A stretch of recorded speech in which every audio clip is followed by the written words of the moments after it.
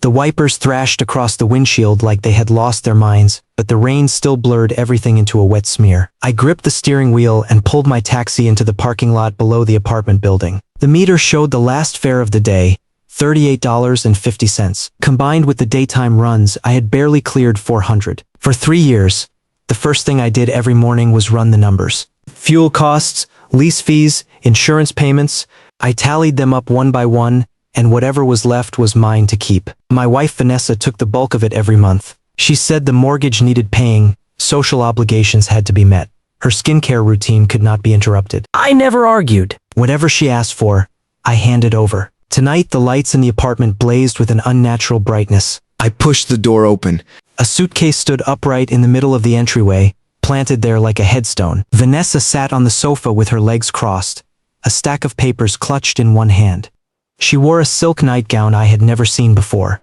The tag still dangled from the sleeve, printed with a number I could not earn in an entire month behind the wheel. She slapped the papers onto the coffee table. "Leo, sign it." I stepped closer and glanced down. The divorce agreement was typed out in black and white.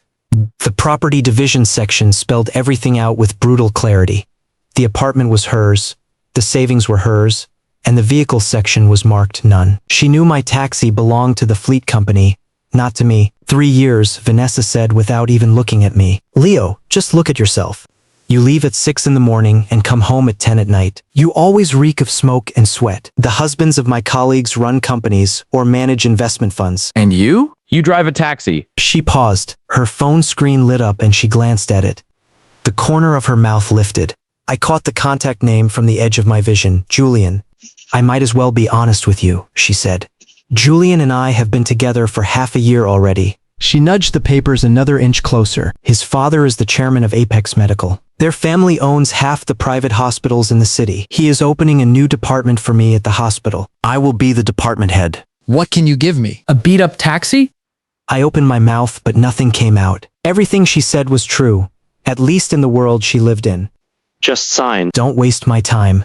Vanessa stood up, walked to the front door, and pulled it wide open. Lightning cracked the sky outside. Thunder rolled right over the roof. Rainwater surged through the doorway and soaked the floorboards. She did not seem to care. The apartment would be hers alone soon enough.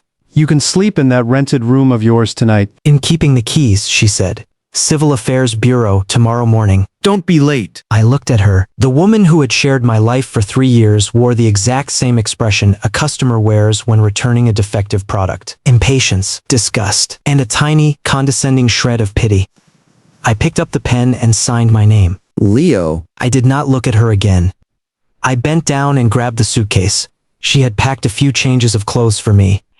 It weighed almost nothing. 3 years of marriage, and everything that fit into a suitcase weighed less than 1 day's worth of passengers. I dragged the suitcase out the door. The lock clicked behind me, sharp and final. The elevator was taking too long. I took the stairwell. I walked down floor after floor.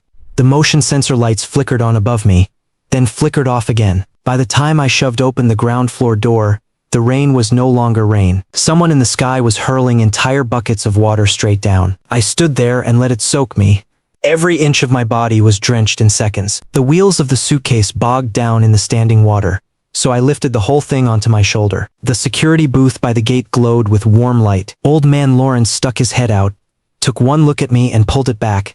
He recognized my taxi. He recognized Vanessa. He knew exactly what had just happened and he said nothing. I walked to the curb, ready to flag down a cab and head to the company dorm. Just then, 2 high beams swung around the corner. The headlights cut through the curtain of rain like a pair of swords splitting the darkness open. The car glided toward me without a sound. Rainwater streamed down its flawless bodywork, and the street lamps pooled their amber light across the black paint.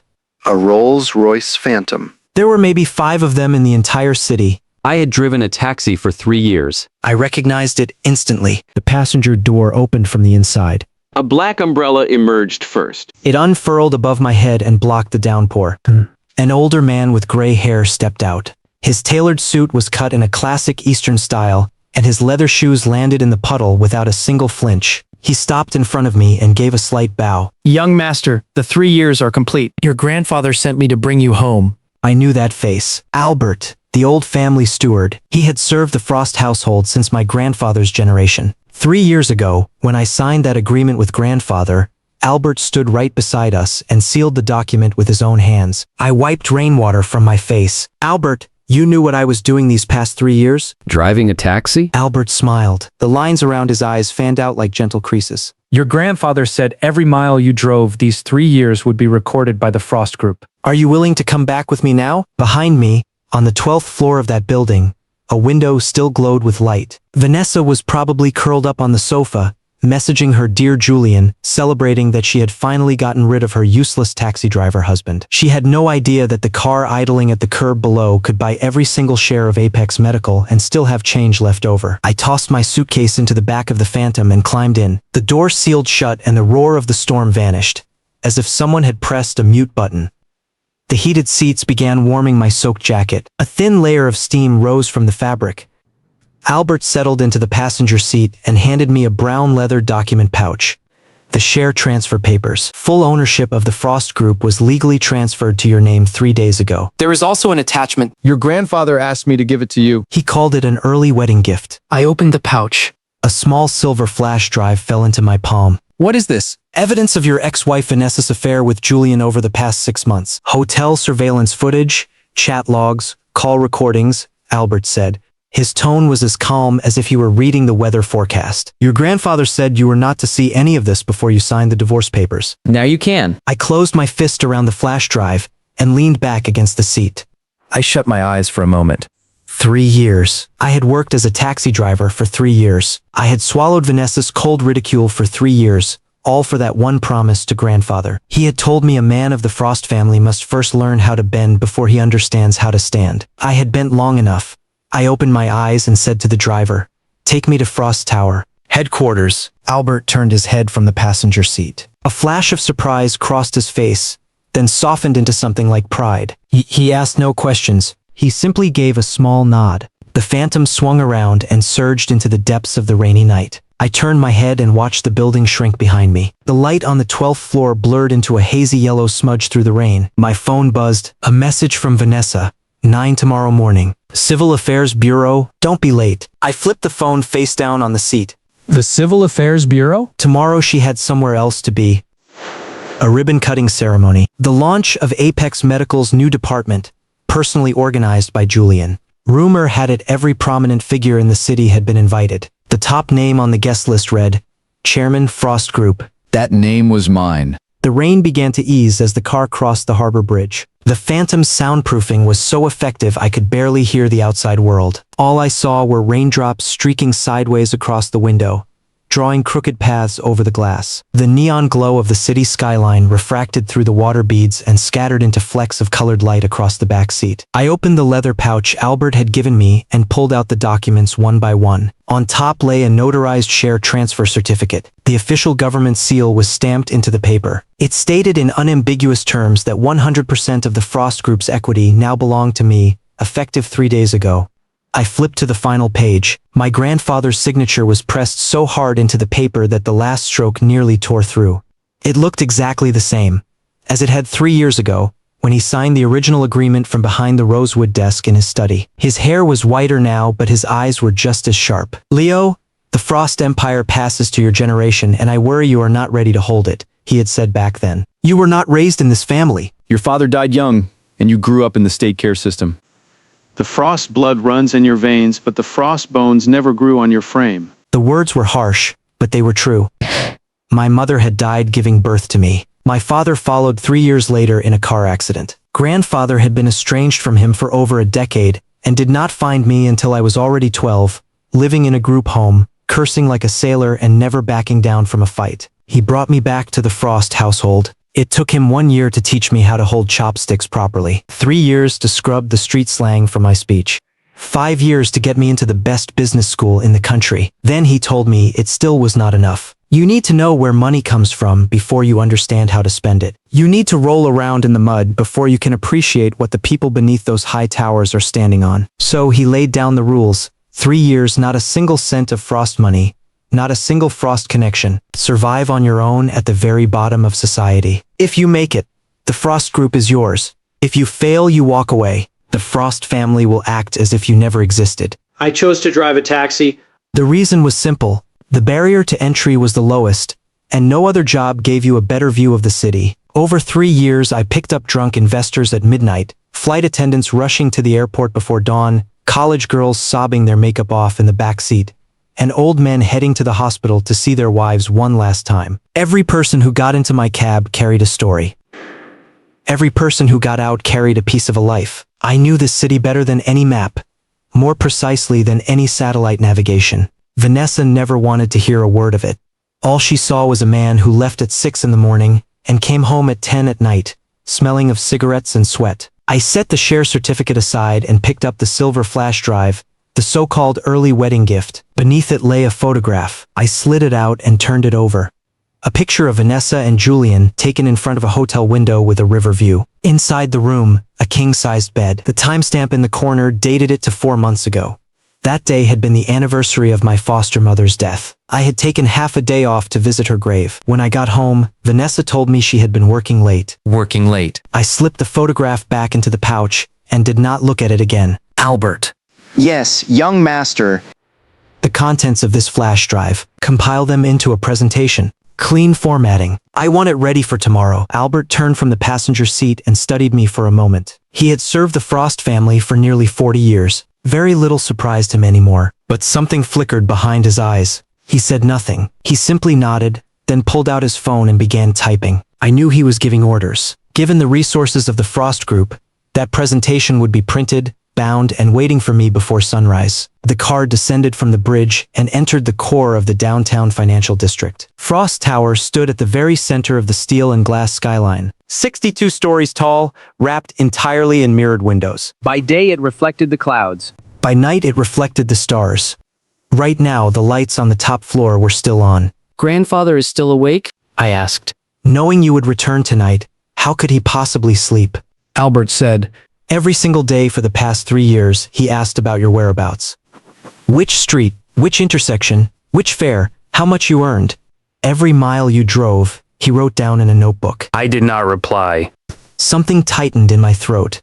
The car pulled up to the main entrance. A full reception line of people in dark suits stood waiting under a canopy of umbrellas. The entire executive leadership of the Frost Group had assembled to greet a man who had just been thrown out of his own home in a rainstorm. I glanced down at myself. A soaked jacket, a faded plaid shirt, jeans worn shiny at the knees, and sneakers caked with mud. Standing beside these people, I looked like an extra who had wandered onto the wrong film set. But no one laughed. Every single person bowed.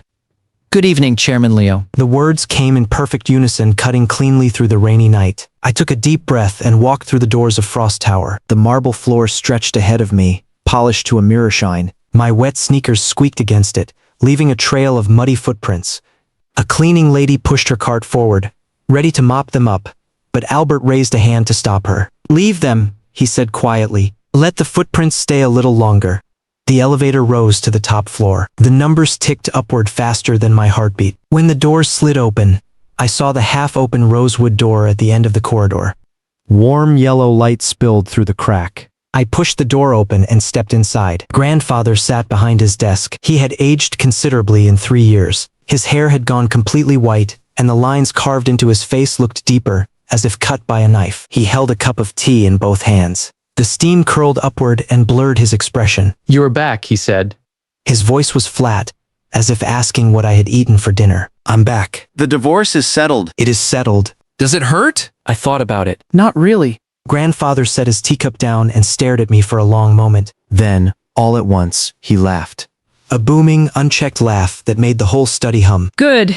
He slapped the desk. "If you never get hurt, you never learn. I investigated that woman Vanessa years ago. Her foundations were rotten. You insisted on marrying her, and I could not stop you. Fine. Now she has removed herself. Saves me the trouble." He rose from the chair and walked around the desk until he stood directly in front of me.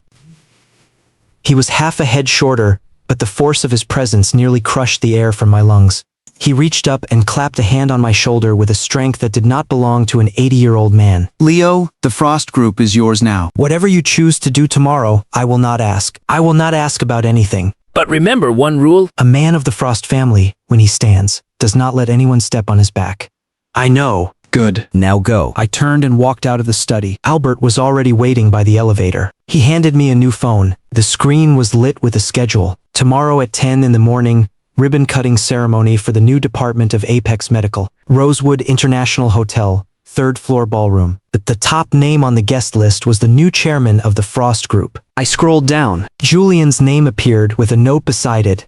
Executive Vice President, Apex Medical. Project Lead. My thumb hovered over the screen. I stared at that name for 3 full seconds. Albert, have the cars been arranged for tomorrow? They have. What are your requirements? I thought for a moment. 12 cars. Identical color. Identical model. They arrive outside the Rosewood at exactly 9:50 in the morning. Albert did not so much as raise an eyebrow.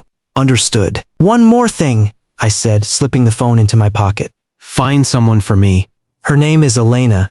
3 years ago, she was selling handmade leather goods at the Northside Night Market. She jumped into my cab once when the enforcement officers were chasing her. I want to find her. Albert pulled out a small notebook and wrote down the name. May I ask why you're looking for her? I allowed myself a smile, the first genuine one in 3 years. When she got out of my cab 3 years ago, she told me she was going to build the best handmade leather brand this city has ever seen. Back then, I had no money to help her. I turned toward the window. The rain had nearly stopped, and the first pale hints of dawn were beginning to trace the edges of the skyline. Now I do. I did not sleep that night. The executive suite on the top floor of Frost Tower was larger than the entire apartment Vanessa and I had shared. The walk-in closet alone could have swallowed my taxi. But I lay on the king-sized bed, staring at the ceiling, and my mind kept dragging me back through the past 3 years. At 3 in the morning, I gave up. I got up, walked to the study, and dug out the key to my taxi. A faded prayer charm hung from the keyring. Mrs. Thornton, the woman who ran the group home where I grew up, had sewn it for me years ago. The red thread had snapped long ago. I had mended it with clear tape wound round and round. 3 years. Over 1,000 days and nights. Every street, every alley of the city was carved into my memory. I remembered the narrow lane in the North District, so choked with illegal structures that only one car could squeeze through at a time. At the end of that lane, an old cobbler in his 70s worked a repair stand. His hands shook badly, but the stitches he pulled were straighter than any machine. I drove him to dialysis once a week. He never paid me in cash. Every time he gave me a pair of insoles instead. I remembered the upscale residential blocks on the east side. Every morning during rush hour, office workers in suits would wave me down from the curb. Once they were on their phones nonstop. They argued with clients, with colleagues, with family. There was one young man in a pressed suit who rode in my cab every morning for 3 months. He always ate a chive bun in the back seat and complained about his boss between bites. Then one day he stopped coming. Later, I saw the news. He had jumped from the roof of his office building. I had seen the wholesale vegetable market at 4 in the morning. I had seen the emergency room entrance at midnight. I had seen funeral parlors at 6 in the morning and wedding dress shops at 8 in the evening. People laughed in my cab. People cried in my cab. One person was born in my cab, and one person nearly died in it. Last winter, I picked up a pregnant woman in labor. Her husband sat in the passenger seat sobbing like a child. I floored the accelerator and ran 3 red lights to get her to the hospital. I never told Vanessa any of this when I got home. She was not interested. To her, a taxi driver's life was gray and grimy, unworthy of a single extra sentence. She cared far more about what car her colleagues' husbands drove, what watches they wore, what year-end bonuses they collected. In her eyes, I was no different from the meter on my taxi. It never jumped to any number worth noticing, but there had been a moment when I almost told her the truth. Our first year of marriage, on her birthday, the words nearly slipped out. I had driven all day and scraped together $800 to buy her a gold necklace. It was not thick, but it was everything I could give. She took it, glanced at it, and said, "This brand is not from a real jeweler, is it?" Then she dropped it in a drawer and never wore it. I remember thinking, not yet. Wait a little longer. Wait until the 3 years are up, until grandfather gives his approval, until I can reclaim that identity. I even let myself imagine the scene. I would pick her up in the finest car, take her to the finest restaurant, and tell her that her husband was not a broke nobody after all. Looking back now, the thought was almost laughable. Thank God I never told her. If I had, she might have stayed. But she would not have stayed for Leo the man. She would have stayed for the Frost heir. She would have transformed into someone else, gentle and attentive, fussing over my every need, while continuing to message other men on her phone in whatever hidden moments she could find. Some things are most terrifying when you cannot see them clearly. Once you see them for what they are, you can finally breathe. Near dawn, Albert knocked and entered. He carried a tablet in one hand. "Young master, We found the person you asked about. I took the tablet. The screen displayed a detailed report. Elena, 26 years old. 3 years ago, she had been selling handmade leather goods at the Northside night market. She had no business license, so the enforcement officers chased her off. That was the day she jumped into my cab, clutching a huge woven bag stuffed with hand-stitched purses and wallets. I remembered that day vividly. The heat had been suffocating. She sat in the back seat, sweating through her shirt, wiping her forehead with the back of her hand while she told me, "Driver, when I make it big someday, I will make you the best leather bag in the whole city." Free of charge. I smiled but did not take her seriously. When she got out, she pressed a handwritten business card into my palm. The lettering was crooked and uneven. It read Elena handcrafted with a phone number beneath. I had kept that card all this time, tucked inside my driver's license holder. What happened after that? I asked. Albert scrolled further down the report. After that incident 3 years ago, Elena was fined and her stall was confiscated. She did not quit. She took a job at a factory during the day and used her saved wages to buy leather at night. She went back to her rented room and kept making things. She posted her work on short video platforms and slowly built a small following. 2 years ago, she landed her first real order. She was so happy she stayed up all night. 1 year ago, a social media influencer noticed one of her handbags and featured it in a video. It went viral almost overnight. Now Elena Handcrafted had grown into a studio of 50 employees. Her annual revenue crossed 8 figures. In the world of handmade leather, she had earned a modest reputation. Compared to the Frost Group, of course, she was still an ant next to an elephant. I flipped to the last page of the report. A recent photograph was attached. Elena stood at the entrance of her studio, wearing an apron smeared with dye, a leather cutting knife in one hand. She was grinning at the camera with all 8 of her teeth showing. She looked thinner than she had 3 years ago, but the fire in her eyes had not dimmed a single watt. "I want to meet her," I said. After the ribbon-cutting ceremony tomorrow, Albert noted it on his tablet, then added, "Do you want to review the arrangements for the ceremony itself?" No. Your team can handle it. I have only one requirement. Everyone Julian invited must be there. Especially that woman. When I said the words "that woman," my voice came out flatter than I expected. Overnight, that name had lost whatever power it once held over my emotions. Albert nodded and turned to leave. I stopped him. Albert, one more thing. Yes, young master? The notebook my grandfather used to record my mileage these past 3 years. Find it. I want it with me tomorrow.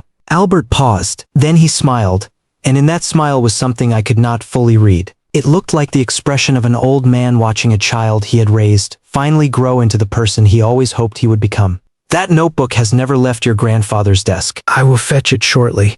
He closed the door softly behind him. I walked to the floor-to-ceiling window and watched the dawn slowly paint the city awake. The eastern skyline shifted from deep gray to pale gray, then caught fire along its edges in shades of orange and rose. The street lamps winked out row by row. The first buses of the morning began their routes. Food carts appeared at the corners of every office district, steam rising from their griddles. The city was waking up. 3 years ago, I had driven through its streets and alleys like a grain of sand dropped into a river. 3 years later, I was about to decide which way that river flowed. I picked up my phone and glanced at the message Vanessa had sent the night before. 9 tomorrow morning. Civil Affairs Bureau. Don't be late. I typed out a reply, deleted it, typed it again. In the end, I sent only 2 words. Some other time. I powered the phone off and tossed it into a drawer. Then I picked up the new phone Albert had given me and dialed a number. "Lisa, draft a statement for me regarding the Frost Group's decision to terminate all strategic partnerships with Apex Medical. Wording needs to be hard. No room for negotiation whatsoever." The sound of typing came through the speaker. Lisa asked, "Should I include a reason for the termination?" I looked out the window. The first ray of sunlight had just broken over the horizon and struck the glass facade of Frost Tower. The entire building was gilded in gold. No! Let them guess. The more they guess, the more afraid they will be. While I spent the night wide awake, Vanessa's evening was considerably more festive. I would learn the details later. At the Rosewood International Hotel, Julian had booked the entire third-floor ballroom for what he called a pre-launch gala. He ordered over 30 bottles of red wine. Each bottle cost more than 3 months of my taxi earnings. The seafood platters stretched across a banquet table long enough to land a plane. The claws on the Boston lobsters were larger than my hands. The guest list included Apex Medical suppliers, distributors, and a handful of media contacts that the family kept on retainer. Julian stood on the stage in a tailored gray suit, holding a wine glass aloft. His well-moisturized face wore the standard smile of someone who had been told since birth that he was exceptional. Thank you all for coming. Julian's voice boomed with the easy confidence of the old money elite. Tomorrow marks the very first major project launch since Apex Medical entered its strategic partnership with the Frost Group. The fact that the Frost Group, the largest conglomerate in this city, has chosen to work with us speaks volumes about Apex Medical's capabilities and market recognition. Applause rippled through the room. Vanessa sat in the front row, draped in a burgundy evening gown with a backline that plunged past her shoulder blades and a slit that climbed to her upper thigh. Her makeup was flawless. Her eyeliner swept upward in sharp wings. The Cartier bracelet Julian had given her glittered on her wrist, catching the chandelier light with every small movement. The expression on her face was something between satisfaction, smugness, and a restless hunger. She looked like a person who had waited a very long time for the prize she believed she was owed, and who could already taste it. Vanessa, Julian said from the stage, extending his hand toward her. Come up here, say a few words. Vanessa rose with her wine glass and walked up the steps. Her stilettos clicked against the marble floor with a deliberate, elegant rhythm. She took her place beside Julian and looped her arm naturally through his. She smiled at the audience. Thank you all so much, she said, her voice thick as honey. Honestly, the person I owe the most for making this new department a reality is Julian. He has always believed in me. He has always supported me. In my darkest moments, he gave me strength. Her darkest moments meant the years she spent married to a taxi driver. Someone in the crowd called out, "Kiss." Give her a kiss. Julian wrapped an arm around her waist without a shred of self-consciousness and planted a kiss on her cheek. Camera flashes popped across the room. The hired media people clicked away eagerly. No doubt they were already drafting a puff piece with some headline about a golden couple and a powerful union. Vanessa leaned against Julian's shoulder and let herself believe she had won. She had no way of knowing that 3 hours earlier, the Frost Group's legal department had sent out a formal notice of partnership termination. That notice was sitting quietly in the inbox of Julian's father, Victor, the chairman of Apex Medical. At that very moment, Victor was seated at the desk in his home study, staring at his computer screen with a face the color of old ash. He had already called the Frost Group's liaison 4 times. No one answered. He had called his son. But Julian was too busy soaking up the spotlight to notice his phone buzzing. I sat in the study of Frost Tower, watching a real-time security feed of the Rosewood Ballroom on the tablet Albert had handed me. Julian and Vanessa, toasting and laughing, were displayed on the screen with crystal clarity. Young master, the termination notice has been delivered to the chairman of Apex Medical, Albert said. Additionally, the guest list for tomorrow's ceremony has not yet been updated by Apex. Your name remains at the top? Julian has no idea it is me? None whatsoever. He extended the invitation to the new chairman of the Frost Group, but your name has never appeared in any public channel. Given Julian's level of access, he would have had no opportunity to receive advance information from our internal circles. I nodded.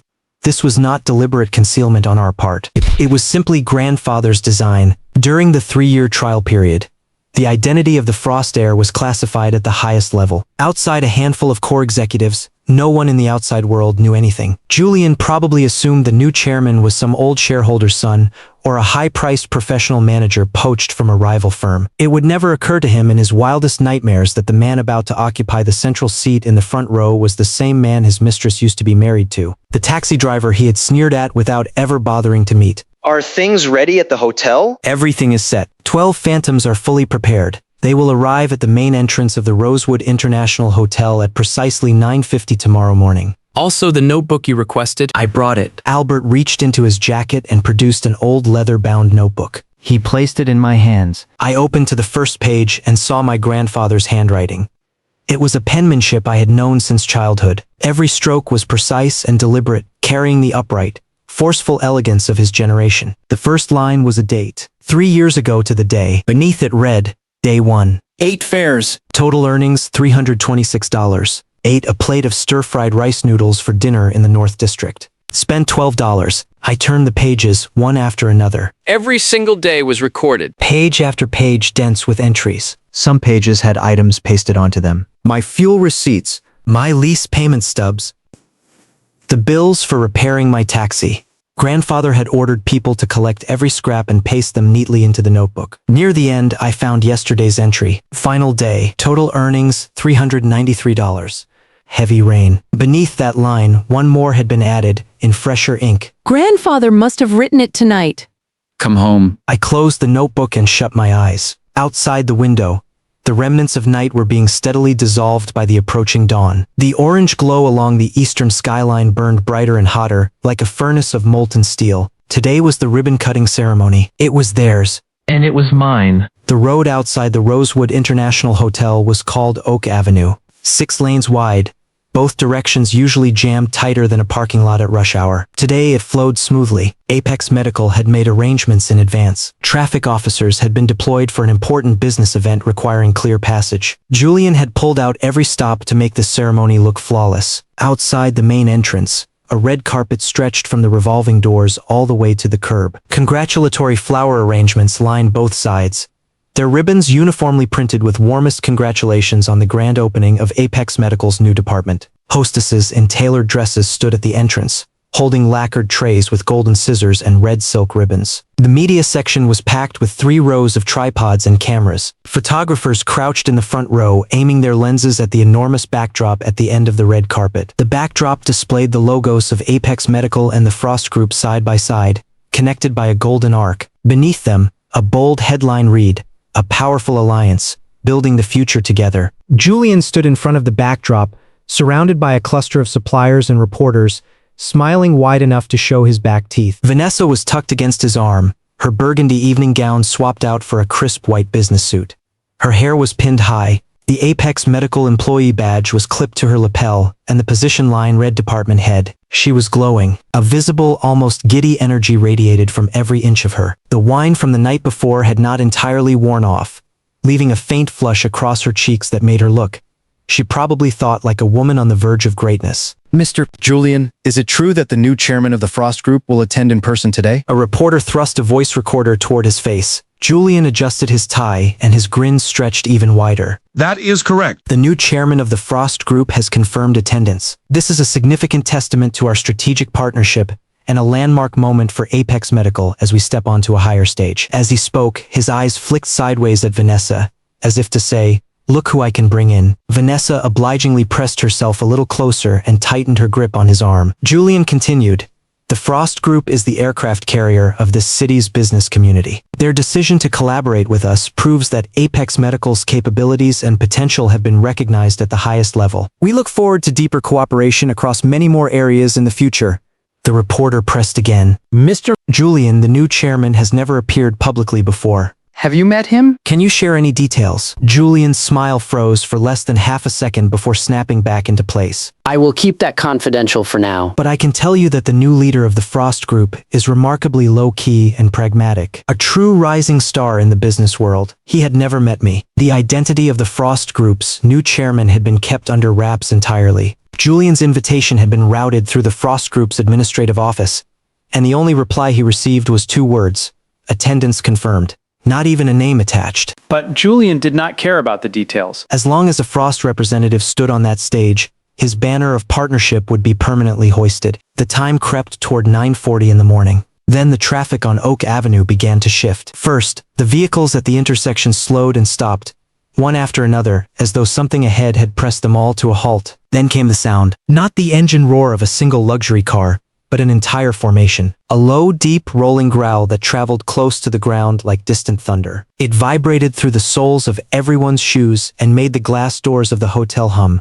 Julian was mid-conversation with a supplier when the noise reached him. He turned his head. His smile was still there, but his eyes narrowed just slightly. He probably thought some traffic snarl was unfolding. Then he saw the first car, a black Rolls-Royce Phantom, massive as a land yacht, glided around the corner. The bodywork reflected the morning sun with an almost indecent matte sheen. The small silver spirit of ecstasy on the hood caught the light and flashed with a cold, sharp brilliance. Then came the second car. Identical. Black Phantom. Identical polished wheels. It followed the first, maintaining a gap so precise it looked measured with a ruler. Then the third, the fourth, the fifth. Every pair of eyes on Oak Avenue was dragged toward the spectacle. The photographers who had been aiming at the backdrop pivoted as one and trained their lenses on the approaching motorcade. A delivery driver on a scooter pulled over, propped his vehicle on its kickstand, and started recording with his phone. The 6th. The 7th. The 8th, Julian's expression began to shift. He glanced at Vanessa. She glanced back.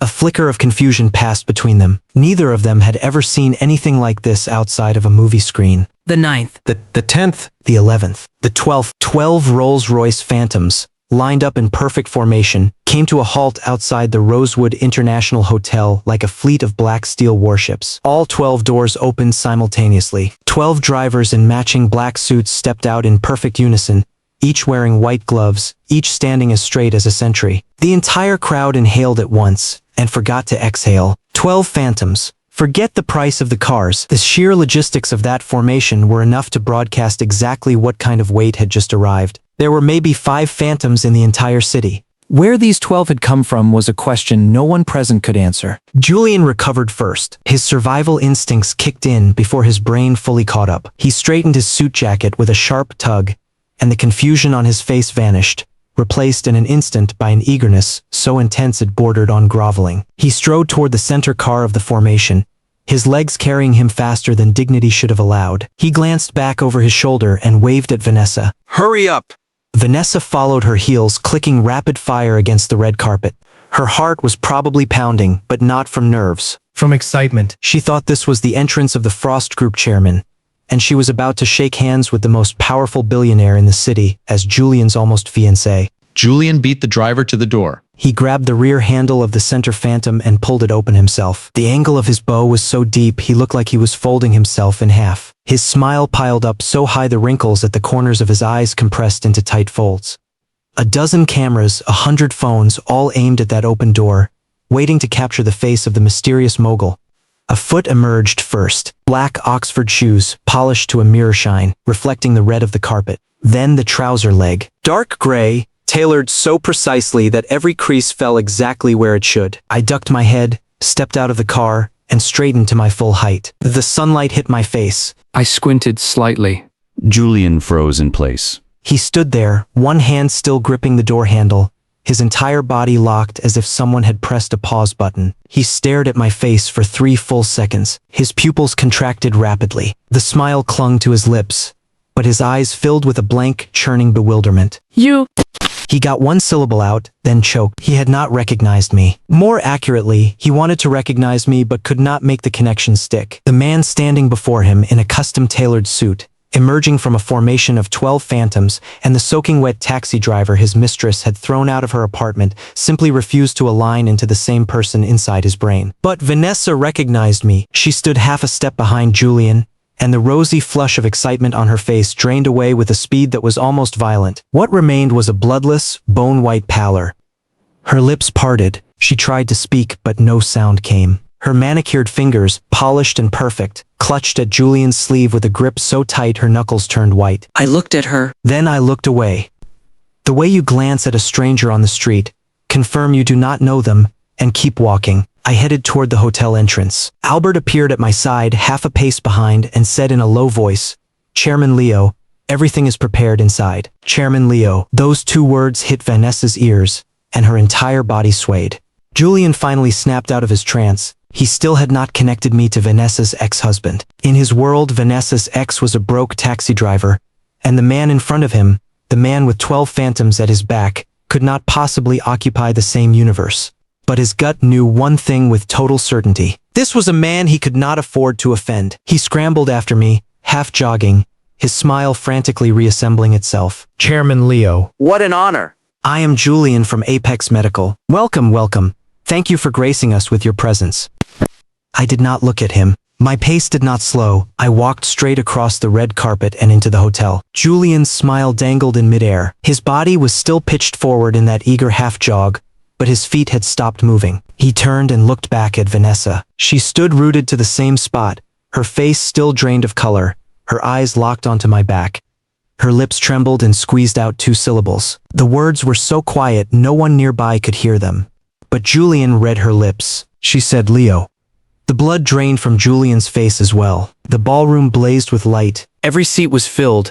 An enormous crystal chandelier hung from the 40-foot ceiling, scattering prismatic points of light across the entire space. At the far end of the room, the main stage was draped in dark blue velvet. A floor microphone stood at center, flanked by the crossed flags of Apex Medical and the Frost Group. More than 30 round tables filled the floor below, every chair occupied. Guests in formal attire murmured among themselves. The hum of conversation was like a pot of water just before it boils.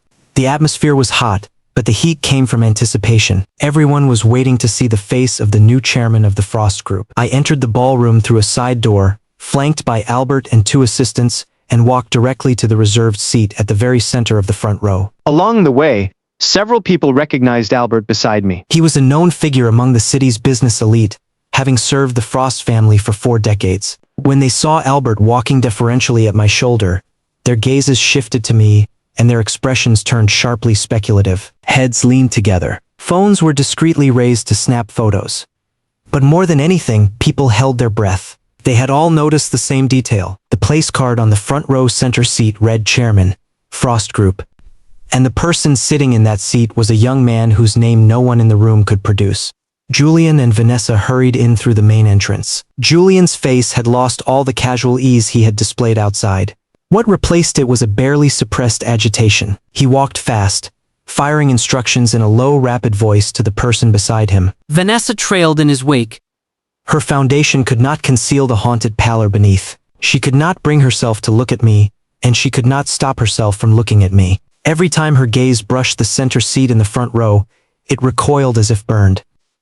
The ceremony lurched forward on its scheduled rails. The host delivered an opening monologue, a string of platitudes about a day to remember and a powerful alliance building the future together. Then the chairman of Apex Medical, Victor, was invited to the stage. Victor was a man in his early 60s? His hair was dyed a uniform black, but the roots had already pushed up white. He climbed the steps with steady strides and a composed expression, but the hand gripping his prepared speech was stretched taut, the knuckles blanched with pressure. He had received the email from the Frost Group's legal department the night before. He had read every word of it at least 10 times. Right now, he wanted one thing only: to rush through this ceremony as quickly as possible, then pull me aside and beg for a private meeting to see if any scrap of the partnership could be salvaged. Distinguished guests, dear friends, today marks a pivotal moment in the development of Apex Medical. Victor read from his script, his voice steady enough. We are deeply honored to have entered a strategic partnership with the Frost Group. For Apex, this is both a great honor and an even greater responsibility. Polite applause pattered through the room. Then Julian took the stage. He had swapped his face again. He looked calm, confident, as if the man who had stood frozen outside the hotel a few minutes earlier was an entirely different person. He stood at the microphone, thanked the guests, and briefly outlined the plans for the new department. Finally, he shifted his tone and injected a note of carefully measured pride. And now, let us welcome, with our warmest applause, the new chairman of the Frost Group, to say a few words. He deliberately did not speak my name. He was still clinging to a last shred of desperate hope. Maybe it was just a resemblance. Maybe it was a coincidence. Maybe this chairman Leo had nothing whatsoever to do with the taxi driver Vanessa used to be married to. I rose from my seat. Every gaze in the room snapped to a single focal point. I walked to the stage without haste. My leather soles struck the marble steps with clear, resonant echoes. When I passed Julian, he actually stepped backward, just half a pace, clearing my path to the microphone. I took my place at center stage and looked across the room. First row. Victor sat rigid, hands folded on his knees, his knuckles bone white. Second row. Vanessa sat frozen, both hands clamped around the edge of the tablecloth, the tendons standing out on the backs of her hands. Beyond them, the suppliers, distributors, journalists, and mid-level Frost Group staff. Every neck was craned forward. Every pair of eyes burned with curiosity and calculation. I adjusted the microphone and cleared my throat. Distinguished guests, good morning. I am the new chairman of the Frost Group. Silence held for 2 heartbeats. Then applause erupted, full and enthusiastic. Julian, standing at the side of the stage, clapped the loudest, his smile fully restored. He seemed to believe that since I had walked onto the stage, I would not overturn the partnership in public. I raised a hand. The applause died. I came here today to announce one decision. The sound system carried my voice to every corner of the ballroom, laced with a faint reverberation that made it feel even heavier. Last night, the board of directors of the Frost Group passed a resolution to permanently terminate all strategic partnership relations with Apex Medical, effective immediately. The air in the room shattered. First came a dead, weightless silence. Then an uproar erupted, spreading like a gas explosion. People shot to their feet. Hands flew to mouths. Heads whipped toward Victor, searching for his reaction. A reporter in the second row nearly dropped his voice recorder and fumbled it back into his grip with both hands. Victor rose from his seat, the color drained from his face in a visible tide. His lips moved but nothing came. It was as if his throat had been packed with cotton. Julian, at the side of the stage, had turned to stone. His smile was still frozen on his face, half-formed, like a mask painted crooked. One side smiled. The other side twitched. I did not give them time to breathe. Simultaneously with this decision, the Frost Group is withdrawing the entirety of its $2 billion investment in Apex Medical and all affiliated subsidiaries. This includes $500 million allocated to the new department project, $800 million in equipment procurement, and $700 million in market channel development. All funds will be recalled as of today. No joint projects will be retained. $2 billion. The number detonated inside the ballroom like a bomb. The scene dissolved into chaos. The suppliers were the first to break. A heavy-set, middle-aged man barreled directly toward Victor, his voice loud enough to fill the entire room. Victor, You told us the Frost funding was locked in. Our equipment is already prepped. Who is going to cover these costs? Another distributor shoved forward, sweat rolling down his face in beads the size of soybeans. Victor, our contracts have linked clauses. If Frost pulls out, we pull out. Who is going to pay for these losses? Victor stood encircled, his face the color of gravestone dust. He looked at me without anger. The expression in his eyes was worse than anger. It was the helpless, dazed incomprehension of a man watching his entire world collapse in real time. He was a businessman. He knew exactly what a $2 billion withdrawal meant. It meant the rupture of his capital chain. It meant supplier runs.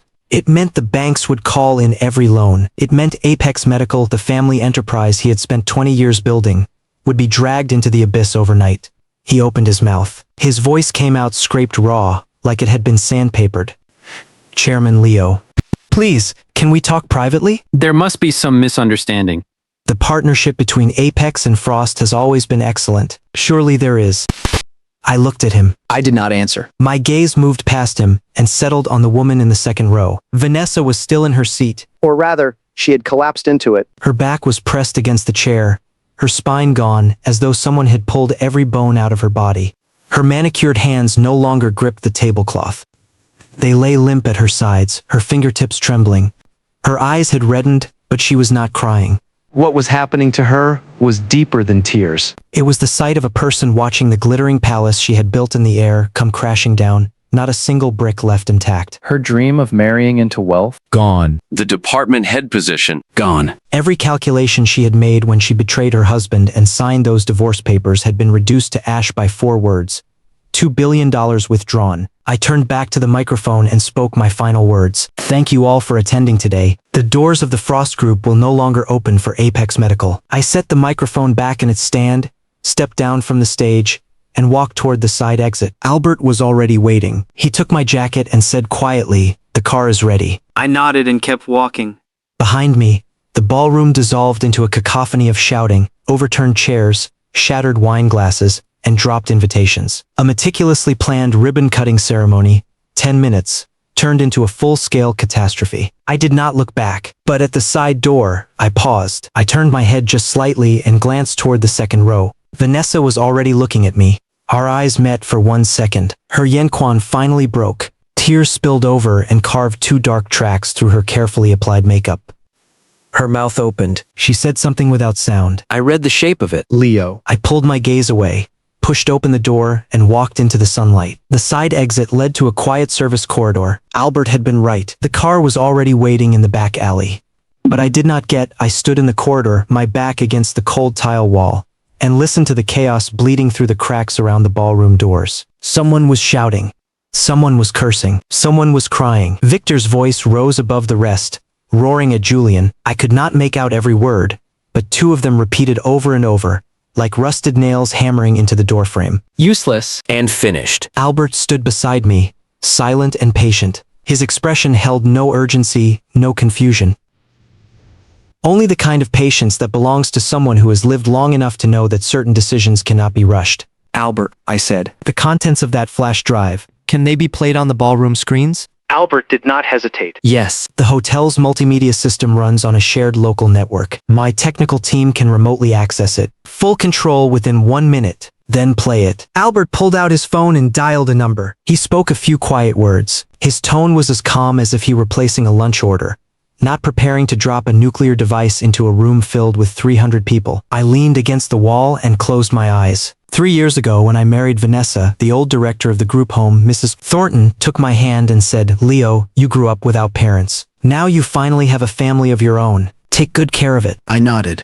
I meant every word. For 3 years, I drove 12 hours a day. When my back ached so badly I could barely straighten up, I bought pain relief patches at a highway rest stop and kept going. When Vanessa said she wanted a bigger apartment, I added 2 more hours to my night shift. When she complained that all her colleagues had new phones, I ate instant noodles for an entire month and bought her the latest model. When she said social obligations at the hospital required money, I quit smoking and handed over the $400 I saved every month. I always believed that if I worked hard enough, I could hold this family together. I was wrong. A family takes 2 people to hold up. One person alone cannot carry it. The sound of rapid footsteps broke into my thoughts. A hotel staff member in uniform came jogging down the corridor. He glanced at me, then at Albert, and hesitated. He chose Albert. "Sir, the multimedia screens in the ballroom have suddenly..." I know, Albert said. "No need for concern. We authorized it." The staff member opened his mouth, looked at Albert's face, and closed it again. People who worked their way up to floor manager at the Rosewood knew when to stop asking questions.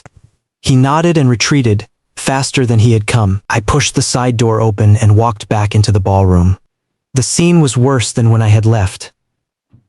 The suppliers had formed a tightening circle around Victor, shouting over each other. Julian stood at the edge of the stage, his tie yanked sideways, his hair coming loose. He was screaming into his phone, probably at the company's legal team. Half the guests were on their feet, unsure whether to stay or flee. The whole room teetered on the edge of a full collapse. Then the massive LED screen on the main stage lit up. It was not a presentation slide. It was not the event schedule. It was an audio waveform, green and jagged, pulsing against a black background like a heartbeat monitor. The entire ballroom went silent for 2 seconds. Then a voice poured out of the surround speakers, clear as if someone were whispering directly into every ear in the room. "Julian, when are you going to marry me?" Vanessa's voice. 300 people heard it at the same moment. Vanessa shot up from her seat. Every drop of color vanished from her face, leaving it the white of a corpse. She spun toward the screen. Her lips were shaking. Her hands were shaking. Her entire body was shaking. The audio kept playing. "Soon, baby. As soon as you get rid of that loser, he'll marry you." Julian's voice this time, light and laughing, the tone of someone discussing a trivial errand. "I already made him sign the divorce papers. Once it's done, we get married. You promised me the new department head position. Don't you dare back out." Relax. "I already talked to my father, a taxi-driving loser, 3 years, and not a single thing to show for it. You wasted enough time on him. Stick with me and you'll have everything you want." The audio continued, line by line. "He comes home tonight and I'm making him sign. Then I'm throwing him out. I can't stand looking at his face anymore. Driving that beat-up taxi every day. He can't even afford to buy me a handbag. Then hurry up." I booked a room at the Riverside Hotel. Well, celebrate your freedom. Laughter followed. The sound of kissing. The sound of a hotel door closing. Silence swallowed the ballroom. Not quiet. Silence. The kind where 300 people stopped breathing at the same time. No one spoke. No one coughed. No one dared to exhale too loudly. The air thickened into something solid and crushing. Then the screen changed. No longer audio. Photographs. They appeared one after another. A slideshow with no mercy. Vanessa and Julian, arm in arm in a hotel lobby. Feeding each other at a restaurant. Kissing in an underground parking garage. Every image carried a timestamp in the bottom right corner, precise to the second. The earliest was dated 6.5 months ago. The final photograph showed the interior of the Riverside Hotel. A king-sized bed, floor-to-ceiling windows, 2 people in bathrobes, pressed together, flashing victory signs at the camera. The timestamp read 4 months ago. That was the anniversary of my foster mother's death. The room detonated. The silence shattered into a roaring, crashing wave of noise. Women at the back tables pressed their hands over their mouths. Male journalists fired their shutters in frantic bursts. Someone near the bar muttered a single word, low but audible to everyone. "Disgusting." Julian stood frozen at the side of the stage. His phone slipped from his fingers and cracked against the marble floor, the screen webbing into a spider's web of fractures. His face shifted from shock to terror, then from terror to fury.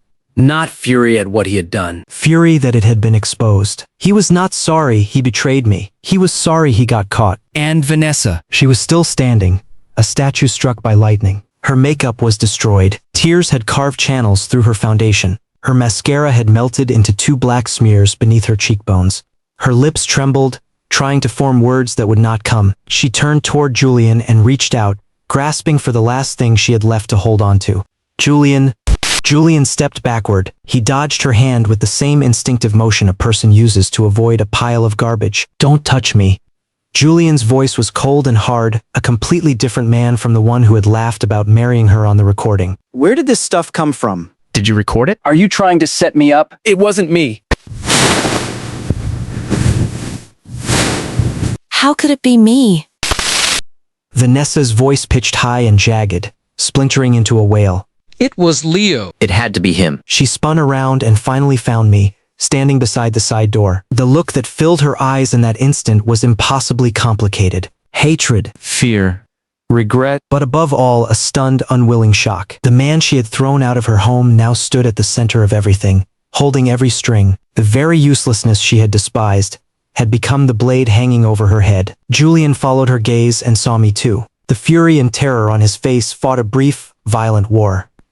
Terror won. He was not afraid of me as a person. He was afraid of what else I might have. Security. Get these 2 out of here. Victor suddenly roared. He pointed at Vanessa, then at his own son, his finger trembling so violently it blurred. Throw this woman out. And you? You did this. You did this. 2 security guards rushed forward and seized Vanessa by both arms. She thrashed against them. Her stiletto kicked over a chair. Her hairpin came loose and her hair spilled down around her shoulders. A tangled mess of defeat. Julian. Say something? You said you were going to marry me? Her voice was shrill and broken, echoing through the ballroom like the final cry of an animal caught in a trap. Julian turned his back. He did not spare her a single glance. He picked up his phone from the floor, the screen shattered but still functional, and strode toward the rear exit. He walked fast. He did not look back. His silhouette was cold enough to freeze the air around it. The guards dragged Vanessa toward the main doors. Her gaze cut through the crowd and found me. Her eyes were so red, they looked ready to bleed. Tears streamed down her face without stopping. Her lips moved again, shaping that same word. Silent. Only the mouth. Leo. I watched her get dragged out of the ballroom. From beginning to end, I did not say a single word. Albert appeared beside me and handed me a bottle of water. I took it, opened it, and drank. The water was cold. It slid down my throat and washed away the knot that had been lodged in my chest all night. Chairman Leo, the car is still waiting in the back alley, Albert said. No rush. I set the bottle down on a nearby table. Let them enjoy the show a little longer. By that afternoon, the entire city's business circles had exploded. The financial media outlets fired off breaking news alerts, each headline more sensational than the last. Frost Group withdraws $2 billion in funding. Apex medical stock in freefall. Exclusive scandal erupts as Apex VP's affair with subordinate exposed. Frost chairman walks out. Rosewood Hotel hosts billion-dollar upheaval. Mystery heir's identity stuns all. Within 10 minutes, the stories had been shared over 100,000 times. The comment sections boiled into a war zone. Then the suppliers launched their chain reaction. Apex Medical's largest equipment supplier issued a formal statement first, announcing an immediate suspension of all deliveries, citing concerns regarding the partner's creditworthiness. Once the first domino fell, the others followed. By 3 in the afternoon, 6 core suppliers had announced matching suspensions. The market was always brutally pragmatic, with Frost pulling $2 billion and the family's scandal splashed across every headline. No one wanted to stake their own receivables on a sinking ship. The banks moved even faster. Apex Medical's primary lender froze every corporate account under the family's name by early afternoon, citing the need to reassess loan risk. Victor made dozens of phone calls. He called in every favor he had ever accumulated. No one dared pick up. Everyone in the city understood the same simple truth. No one was going to offend the Frost family for the sake of the fallen house of Apex. The family empire collapsed like a row of dominoes. One tile tipped, and the rest went down with it. Albert relayed each update to me one by one. I sat in the chairman's office at the top of Frost Tower. The window stretched from floor to ceiling, framing the entire city skyline. The sun had turned the river into a ribbon of hammered silver. I listened and said only one thing. The family is not finished yet. Albert lowered his tablet and waited. Send a notice to every business in this city that has dealings with Apex Medical. The wording does not need to be aggressive. Simply say that the Frost Group is currently reassessing its list of partners and encourages all parties to carefully consider their relationship with Apex. Albert allowed himself a small knowing smile. He understood perfectly. That kind of phrasing was polite on the surface and a blade against the throat beneath it. Choose Frost or choose Apex. No one in the city would get that question wrong. One more thing, I added. Julian and Vanessa. I do not want to see either of them in the local medical industry again. Understood. Albert turned to carry out the orders. I walked to the window and looked down at the streets below. From this height, the cars and pedestrians were as small as ants, threading through the veins of the city. 3 years ago, I had driven my taxi among them. I had been one of those ants. Now I stood 62 floors above them, and I realized I did not feel the rush of triumph I had once imagined. It was not that I had gone soft. It was that the whole thing felt beneath me. 3 years of marriage, reduced to a public circus. It was not worth it. My phone buzzed. A message from an unknown number. I opened it and found the address of Elena's studio. 3rd floor, Building B, Northside Creative District. Albert had already arranged the meeting.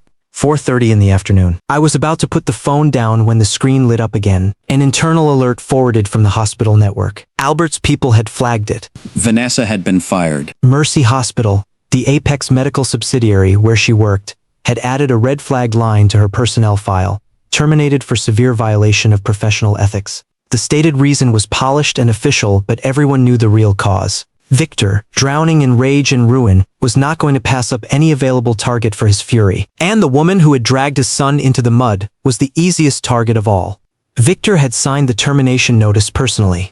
According to the report, Vanessa stood outside the Human Resources office for 2 full hours, begging Julian to come out and face her. Julian never appeared. His phone had been off since the moment the ceremony collapsed. The man whose name she had once cooed like a prayer now refused to take a single call.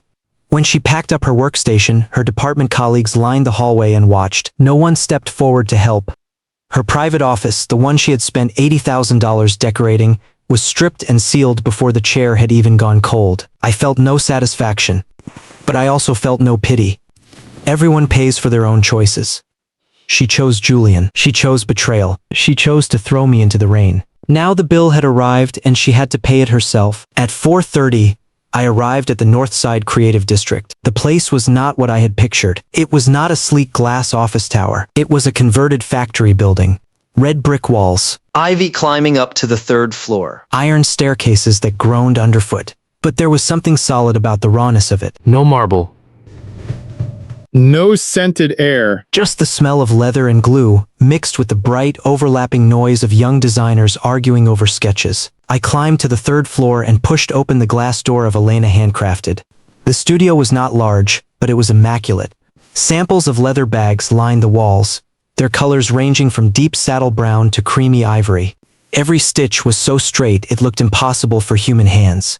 At a workbench by the window, a young woman with a ponytail was bent over a piece of leather, a cutting knife in her grip. She looked up when the door swung open. Elena, she had not changed much in 3 years. The same round face, the same bright, alert eyes, the same smile that showed all 8 of her teeth. The only difference was that she no longer ran. The hunted, breathless panic from the night market was gone. Driver Leo. She set down her knife. Her face went blank for a second. Then her eyes flew wide. Oh my God. It really is you? Look at this suit.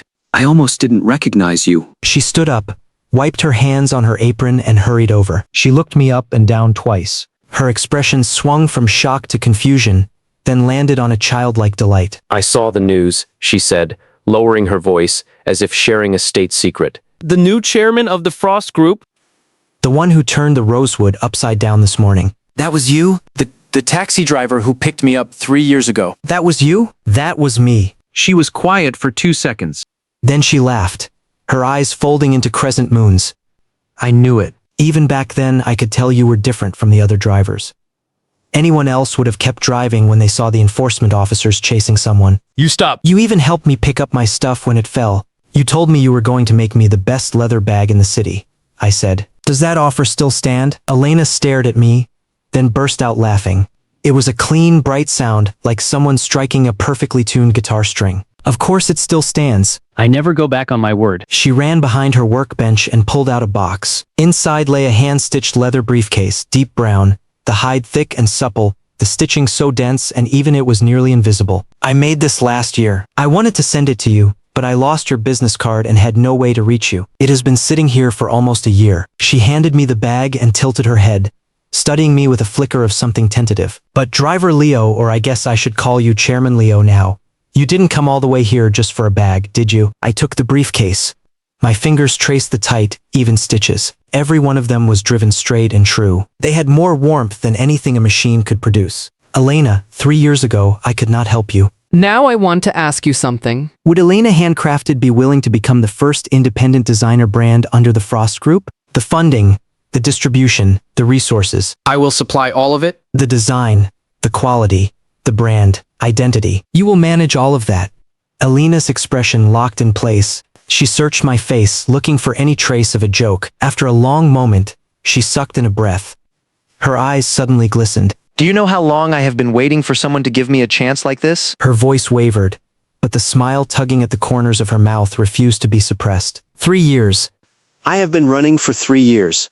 From a street vendor running from enforcement officers to this studio, everyone told me handmade leather had no future. They told me to quit and switch careers.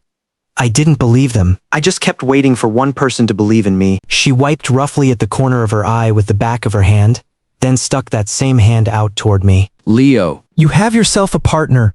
I shook her hand. Her palm was rough, nothing like Vanessa's lotion-softened fingers. Her palm and fingertips were covered in calluses and the tiny scars left by a leather-cutting knife. But those hands made things that were more solid than anything sitting in a luxury boutique. One more thing, she said, letting go and suddenly remembering something. She pulled a business card from a drawer and handed it to me. My new card. It has my personal number on it, not just the studio line. Don't get the wrong idea. It's for work. So we can communicate about work. Her face flushed slightly as she said it. She turned away and pretended to straighten the tools on her work table. I looked down at the card. 2 lines. Elena Handcrafted. Lead designer. Elena. I tucked the card into the inner pocket of the briefcase she had given me. That same pocket had held her old card for 3 years. The handwritten one, the paper worn soft and fuzzy at the edges. The new card settled neatly on top of the old one. The news of Apex Medical's total collapse spread across the city 4 days after the ribbon-cutting ceremony. Victor had begged every door he could find. None opened. The banks called in their loans. The suppliers demanded immediate payment. The stock price crashed through every floor. The family's mansion, their cars, every asset registered under their name was frozen by court order. Victor himself was taken in for questioning on suspicion of commercial fraud. Julian at least had moved faster than his father. Someone snapped a photo of him dragging a suitcase through airport security and posted it online. The comment section was a wall of mockery. He ran faster than a rabbit, they said. He could not even be bothered to save his own father. As for Vanessa, she vanished for several days. No one knew where she went, and no one cared to find out. The woman who used to flood her social media with photos of handbags and luxury cars and fancy restaurants had not posted a single update since the day she was fired. Her profile picture grayed out, like a light bulb that had suddenly burned out. I did not spend much time thinking about any of this. The work waiting for me at the Frost Group was mountainous. 3 years of backlog decisions and stalled projects needed my attention, one by one. Elena's studio had also officially entered the Frost brand incubation program. The first round of funding had already landed in her account. She sent me a message saying the girls at the studio were so thrilled they nearly jumped through the floorboards. I told her to take it easy. There were still people working on the floor below. The days filled themselves. It was good that way. On the evening of the 7th day, the sky suddenly darkened. I had just finished my last meeting and was standing at the floor-to-ceiling window on the 62nd floor, stretching my shoulders. The skyline was pressed down by a thick shelf of black clouds, so low they looked ready to collapse. Distant thunder rumbled, low and heavy, like a massive beast turning over in its sleep somewhere deep inside the clouds. Then the rain came. Not drifting. Hurling. Fat drops slammed against the glass curtain wall, and within seconds, the entire city was swallowed by a wall of water. Something about it felt familiar. I thought of the night 7 days earlier, the same kind of rain. I had dragged my suitcase out of that apartment and been soaked to the bone in 3 seconds flat. Back then, I had thought the storm was the universe laughing at me. Looking back now, I realized it was probably the universe washing me clean. The internal phone on my desk buzzed. The receptionist from the front lobby, her voice tight with awkwardness and anxiety, said, "Chairman Leo, there is a woman downstairs asking to see you. She says she is your..." What? Ex-wife. She says she is your ex-wife. "She doesn't have an appointment." I asked her to leave, but she refuses to move from the front entrance. The rain is too heavy. Security can't exactly drag her away by force. I looked out at the downpour and was silent for 2 seconds. Let her wait. The receptionist paused, then quickly said, "Yes, Chairman Leo." Let her know. I hung up and walked back to the window. From 62 floors up, the plaza at the base of the tower was the size of a postage stamp, but I could still make out a small figure standing in the rain, without an umbrella, just standing there. I pressed the internal line to Albert, "Make her stand for 3 hours." Albert's reply was 3 words, "Understood." I sat back down at my desk and returned to my documents. But I will admit, I did not absorb a single word for the first 10 minutes. Not because I felt soft. Because I had not expected her to actually come. Vanessa was the kind of woman who would shriek if she got caught in the rain for 10 seconds. She never left the house without a parasol. She hailed a cab for any walk longer than 3 steps. And yet there she was, standing in a downpour, not moving. For 3 hours, I did not go downstairs. Albert stopped by once with a cup of hot tea and said, almost as an aside, "She is still standing." I nodded. I did not speak. The rain grew heavier. By 8 in the evening, it had reached the same intensity as that night 7 days ago. The plaza had become a shallow lake. The drains could not swallow the water fast enough. It rose past ankle height. Lightning cracked the sky. Thunder rolled. The whole city swayed in the wind and the water. 3 hours had passed. I closed my last file, stood up, and took the elevator down. The numbers ticked downward, unhurried. I adjusted my tie in the mirrored walls of the elevator car and noticed that my expression was calmer than I had expected. Not cold. Just calm. The calm of someone who had finally put something down for good. The glass doors slid open. The wind and rain hit me like a wall. The plaza was ankle deep in water. The rain was so dense I could barely see 10 feet ahead. A security guard rushed over with an umbrella, trying to shield me. I waved him off and walked straight into the storm. Water poured into my leather shoes. My suit jacket grew heavy with rain. My hair plastered itself to my forehead. But my stride was steady. Neither hurried nor slow. Vanessa stood in the center of the plaza. Her high heels were gone. I did not know when she had lost them. She stood barefoot in the standing water. She wore a white dress, soaked completely through, clinging to her frame. She looked thinner than I remembered, smaller, as if she had shrunk in the past week. The woman who had preened at the ribbon-cutting ceremony was nowhere to be found. Her makeup was long gone. I could not tell where the rain ended and the tears began. Her lips were blue with cold. Her entire body trembled uncontrollably. The moment she saw me, her knees buckled. She collapsed into the water. "Leo!" I was wrong. Her voice was so hoarse I could barely hear it. The rain tore her words to shreds. She knelt in the water, both hands braced against the flooded ground, the splashes striking her face. Her shoulders heaved violently. She could barely breathe through the sobbing. I was blind. "I didn't know you were." "I didn't know." "You didn't know I was the heir to the Frost Group." I finished the sentence for her. "If you had known, you wouldn't have thrown me out." Is that right? Her head jerked up. A flash of panic cut through her eyes, the panic of being seen through. Then she shook her head frantically, spraying water from her hair in every direction. No. "That's not it. I really regret everything. Leo, you have to believe me. Julian is not a real man. The moment things went bad, he ran. He won't even answer a single call. I have nothing left. My job is gone. The apartment is being repossessed. Leo, please help me. For the sake of the years we were husband and wife." Husband and wife. When those words came out of her mouth, I felt something cold pour through my chest. Not pain. Just cold. A deep, penetrating cold. Husband and wife. I looked down at her. Rainwater dripped from my chin and landed on her upturned face. Vanessa, do you remember what you said to me the night you threw me out? Her mouth opened. No sound came. You said I disgusted you? You said 3 years with me was the worst mistake of your life. You told me to stop wasting your time. With every sentence, her shoulders flinched. Her lips quivered harder, and the tears kept falling, unstoppable. "I haven't forgotten a single word," I said. "I remember everything you said to me over the past 3 years. When you took my wages, you told me my money was not enough to buy you a handbag. When you fought with me, you said marrying me was the biggest regret of your life.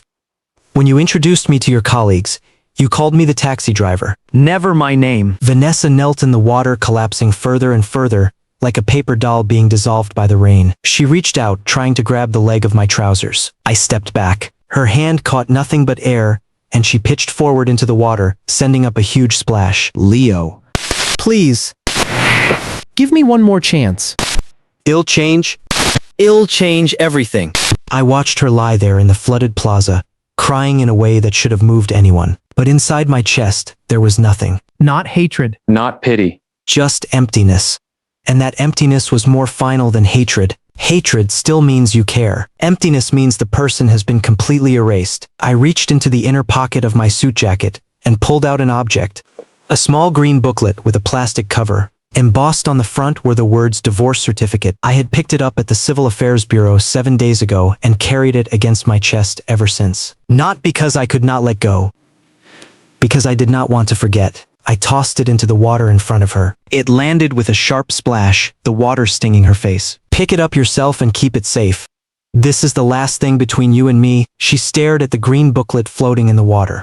Her whole body shuddered, a violent spasm running through her frame. Then she lunged for it and clutched it in both hands as if it were the last floating plank on a sinking ship. She looked up at me. Her eyes were so swollen she could barely open them. Her lips moved, struggling to form the words. Leo. Will you ever come back? I turned around. My back faced her now. Rainwater poured down the back of my collar, cold as ice. No! I walked toward the building. Behind me, her weeping rose into the storm, raw and ragged, shredded by the wind, swallowed by the thunder. But I did not turn around, not once. Albert stood at the entrance, holding a dry bathrobe. He draped it over my shoulders and glanced past me, toward the figure still curled in the water on the plaza. He said quietly, Chairman Leo, the car is ready. Elena is waiting for you to sign the partnership agreement. I wiped the rain from my face with the edge of the robe and caught my own reflection in the glass doors. I almost laughed. Not from satisfaction. From release. 7 days ago, dragging my suitcase through that downpour, I had thought my marriage had left me with nothing but scars. Now I realized it had also given me something else.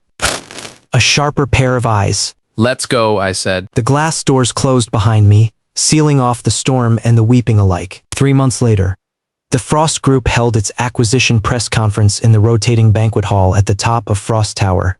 Every media outlet in the city showed up, cameras and equipment packed 4 rows deep, 10 times the scale of that ribbon-cutting ceremony at the Rosewood 3 months earlier. The difference was that this time the man standing on the stage was me. The banquet hall's ceiling was a transparent glass dome. Sunlight poured down from directly overhead, flooding the space with a clean, brilliant light. 32 round tables were fully seated. The front rows held business magnates and political figures.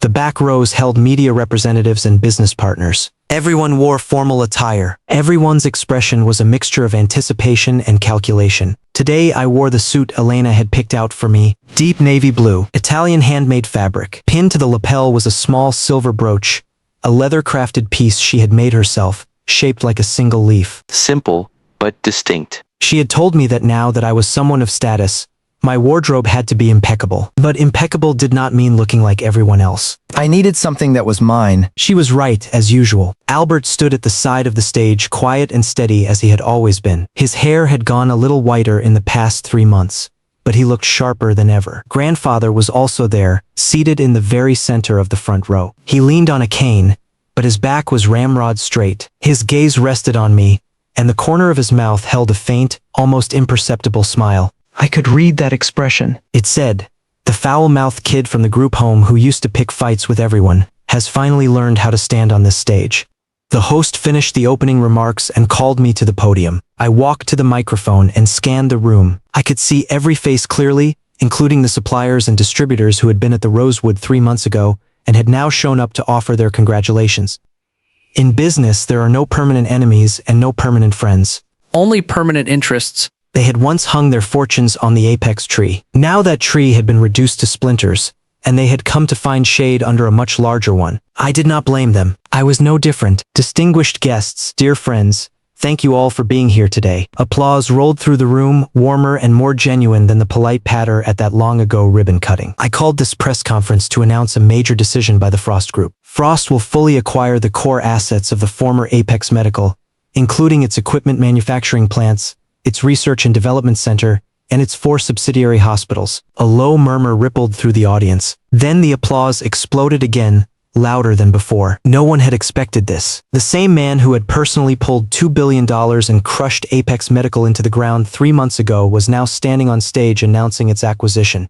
This was not revenge. This was business. Apex's core assets were genuinely valuable. They had simply been mismanaged by the family that owned them. I would take them back, restructure them, and they would become the perfect complement to the Frost Group's medical division. Additionally, the Frost Group will officially launch the global rollout of the Elena handcrafted brand this month. This will be the Frost Group's first high-end brand dedicated to handmade leather goods. My partner, Elena, will serve as lead designer. I looked toward the right side of the front row. Elena sat there in an ivory blazer dress, her hair no longer in a ponytail, but falling softly over her shoulders. Her eyes were luminous, and the smile tugging at the corners of her mouth was impossible to suppress. She raised a hand and flashed me a small thumbs up. The gesture was tiny, but her eyes had visibly reddened around the rims. 3 years. She had gone from a girl running from enforcement officers at a night market to the lead designer of a brand backed by the largest conglomerate in the city. I had not opened any back doors for her. She had walked through the front door on the strength of her own work. All I had done was give her a push at the moment she needed it most. The press Q&A session began. Questions flew at me one after another. Acquisition details, brand strategy, industry positioning, future plans. I answered each one in turn, laying out the data and logic with precision. The business figures in the front row nodded and exchanged glances, likely calculating how quickly they could align themselves with the Frost Group. The final question came from a young female reporter. She stood up nervously and nearly held her microphone backward. Chairman Leo, I'd like to ask a slightly more personal question. After everything that happened with Apex Medical 3 months ago, has there been any new development in your personal life? The room went quiet. Every face turned toward me. The air suddenly carried a faint charge of curiosity. I smiled and glanced toward the front row. Yes, there has. I extended my hand in Alina's direction. She froze. A flush spread across her face, swift and unmistakable. Then she stood up and, under the gaze of every person in the room, walked to my side. Her posture was straight, but the fingers clutching the hem of her blazer betrayed her nerves. This is my most important business partner, and also my most important friend, Elena. 3 years ago, when I was driving a taxi, I picked her up on the street. She told me she was going to build the best handmade leather brand this city had ever seen. 3 years later, she did it. I am honored to have played a very small role in her story. Warm laughter and applause filled the room. Elena looked up at me. Her eyes glistened, but her smile was radiant. All 8 teeth showing exactly the same smile she had given me from the back seat of my taxi 3 years ago. Now I will hand the microphone to Elena, who will walk us through the global launch plan for her brand. I passed her the microphone and added, low enough for only her to hear, don't be nervous. Everything you say, they have to listen. She took the microphone and shot me a look, but the smile on her lips betrayed her completely. The press conference concluded in a swell of applause. After the guests had filtered out, I stood at the floor-to-ceiling window, watching the city settle into the amber glow of dusk. The setting sun broke through the gaps in the clouds and gilded every tower in gold. The river had become a flowing ribbon of brocade beneath the sunset. Ships moved slowly across it, their foghorns drifting up in faint, distant notes. Elena walked up beside me and pressed a hot cup of coffee into my hands. She followed my gaze out the window and stood quietly for a moment. What are you thinking about? She asked. About my night shifts 3 years ago, I said. 3 in the morning. I'd be sitting in my taxi, staring at the city through the rearview mirror. Back then, I felt like this city had nothing to do with me. I was just a small man running the streets. Now, standing 62 floors up, I realize the city has everything to do with everyone. It just looks different depending on where you stand. Elena turned her head and looked at me. The sunset caught the curve of her profile, tracing it in soft golden lines. Leo, do you regret it? Those 3 years? I took a sip of the coffee. It was hot and faintly bitter. No. Without those 3 years, I would never have known what it felt like to be the people still running the streets at 3 in the morning. I would not know what it felt like to be chased by enforcement officers. I would not know what it felt like to sit alone in a taxi, staring at the meter, with nothing to do but wait. I would not know what it felt like to be looked down on. I paused and turned to face her. Without knowing all of that, I would not be able to sit in this chair. My grandfather wanted me to roll around in the mud, not because I deserved punishment, but because the head of the Frost family has to understand who is standing on the foundation beneath his feet. Elena was quiet for a moment. Then she reached out and took my hand. Her palm was still rough, still covered in calluses and tiny scars, but it was warm and steady. You don't have to carry everything alone anymore, she said. Her voice was soft, but every word was clear. Chairman Leo has his work to do, but Leo has his own life to live. I'll make the bags. You drive the car. Deal? I looked down at her hand resting on mine and smiled. Deal. At that same moment, on the other side of the city, in a cramped rental room, one of the ceiling light tubes had burned out. The remaining one buzzed and flickered, casting a weak, unstable light. The corner was piled with takeout containers, some of them days old, giving off a faint sour stench. Several crumpled rejection letters lay scattered across the floor. Every one of them said the same thing. Does not meet hiring requirements. Vanessa huddled on a narrow, sagging single bed.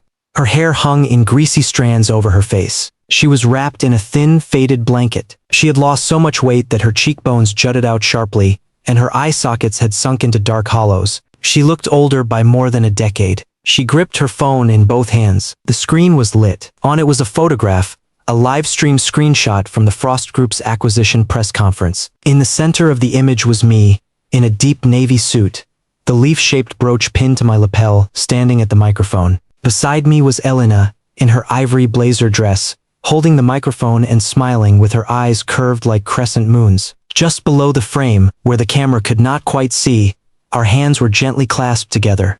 A tear dropped onto Vanessa's phone screen, smearing the image. She scrubbed at it frantically with her thumb, but the harder she wiped, the more blurred it became. She pulled up the number she had long ago blocked and dialed it anyway. The phone returned only the cold mechanical voice of the automated operator. The number you have dialed is currently unavailable. Please try again later. She had been blocked. Blocked 3 months ago. She hurled the phone onto the bed, buried her face in both hands, and let her shoulders heave. The sobs that clawed their way out of her throat were hoarse and broken, as if they were being ripped from somewhere deep inside her chest. The room's single small window framed a narrow strip of the city's night. In the distance, the lights on the 62nd floor of Frost Tower blazed against the dark sky, brilliant as a constellation, a lighthouse too far away to reach. That light could have shone above her head, but now she could not even see it clearly.